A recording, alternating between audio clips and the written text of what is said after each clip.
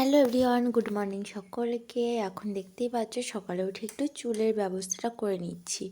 সকাল সকাল চুলটা ছাড়িয়ে না নিলে এমনিতেও চুলটা এখন খুব হালকা পাতলা হয়ে গেছে, তো কিছু তেল হয়তো ইউজ করতে হবে, সেটা এখন করব না, কিছুদিন পর থেকে। তারপর একটু যে টিফিন করে নিচ্ছি, সকালে ব্রেকফাস্ট এখন বানাচ্ছি ম্যাগি। আর এটা এক প্যাকেট ম্যাগিই ছিল, শুধুমাত্র মশলা দিয়ে, আর কোনো সবজি বাড়িতে এই মুহূর্তে নেই ম্যাগির সবজি, ওই জন্য আর কি শুধু জল দিয়ে ফুটিয়ে নিলাম। ম্যাগিটা ঠান্ডা হতেই এবার চলে যাবে আমার পেটে। তো চলো আমরা এখন খাওয়া দাওয়াটা সেরে নিই, আর তারপর তোমরা পুরো ব্লগটা কন্টিনিউ করো।